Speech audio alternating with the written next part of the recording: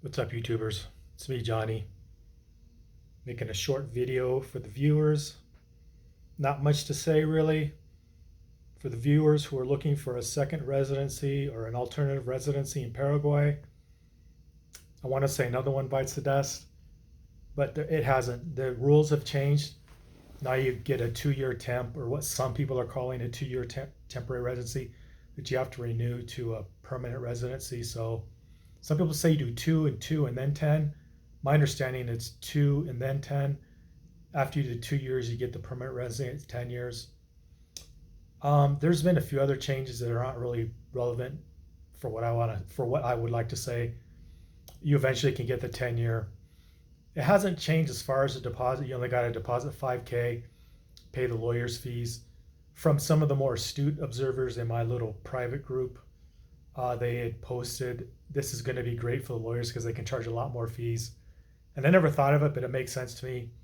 But this goes with kind of my thesis or my opinion that, again, they are in my little group, they're pushing back against me saying, because my view is that first world countries like the United States and Europe are putting pressure on Latin American governments to make it more expensive, more time consuming, and more hoops to jump through to get a permanent residency because the tax cattle are leaving, or the tax slaves, or however you want to put it.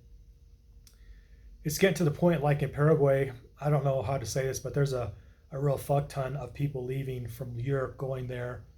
I've noticed in Guatemala, like for the last 3 years, there's a lot of Spaniards, Americans, Canadians, and just generally speaking, North Europeans coming here and gaining the residency too. Because Guatemala used to be easy to get the residency, I think that's why there are a lot of people. But now they made it so hard. You got to have official, provable income and all that. And they're particular on the kind of income it is. At least that's my understanding. And unless you get married or something, it's not really easy to get residency. Or if you're permanently retired, then it is. Or if you want to make an investment.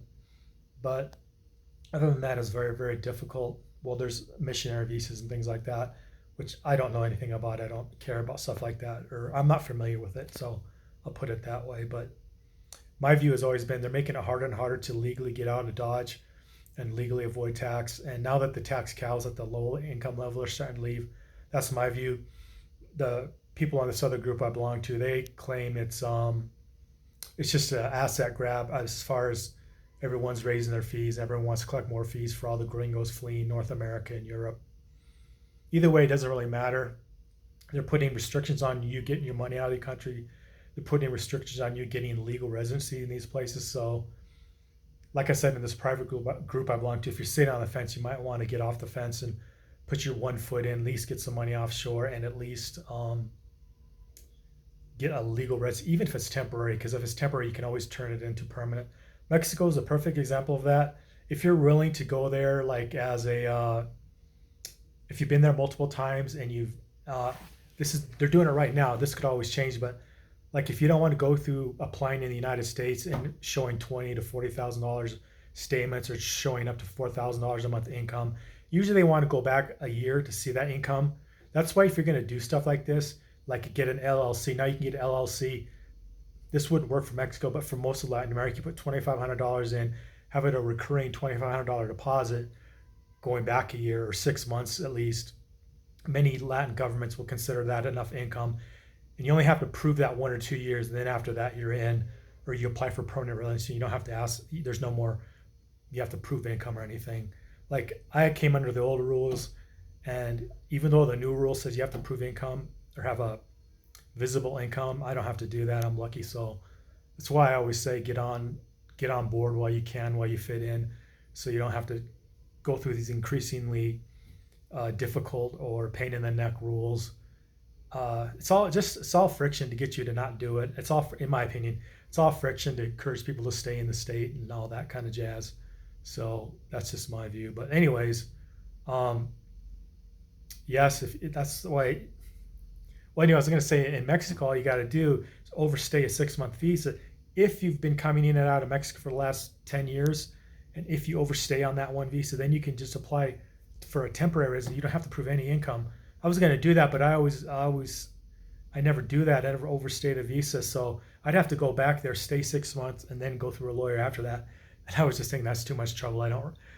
I love Mexico, but I don't want it that bad. I have Guatemalan ID and have American ID. I can go there fairly easy, so I don't have to like really worry about it. I'd also add too, like I know a lot of people.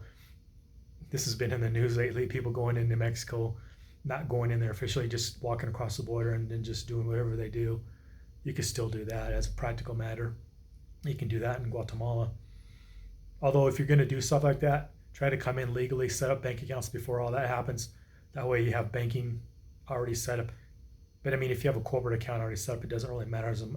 You don't need any ID for a corporate account. But anyways, I kind of digress there.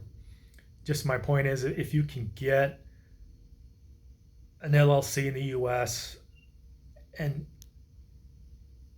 take 25 in and out of the account for 6 months to a year, and of course, as an American, that's, you got to pay tax on that to report it. If you do it a certain way, you're not going to have to pay tax legally because it's just not enough to be taxable. So just make sure you understand that. Don't like do all this and then not report the income. Report the income, get your tax deductions, pay what little tax you have to pay or nothing if that's your unique situation.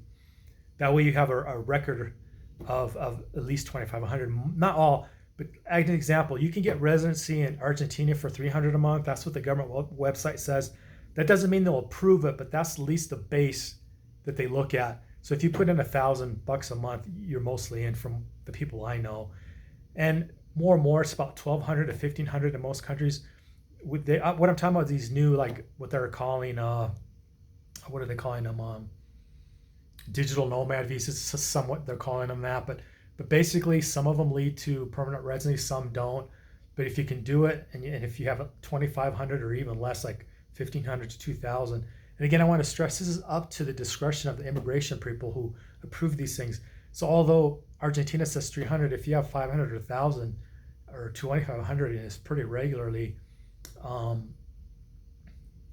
unless you do or say something in the interview, your visa will be approved, and that's how it goes. Anyways, it's about all I got for now. The only other thing I would mention is, well, I don't want to mention anything about the macro situation, but we're getting closer and closer to a war. We're getting closer and closer to a Chinese devaluation of their currency. And when all that hits the fan, there will be some countries, I don't think the US, but there'll be a few countries that they're going to put exchange controls on. So if that's a concern for you, put some money out offshore. But I don't think that would ever happen in the US, but you can never know. Anyways, since we're getting closer and closer to that point, I would just urge any of my viewers, if you're looking to get out, at least find a legal way to get out now before the poop hits the fan. Boom. Anyways, like, share, subscribe, and leave a comment.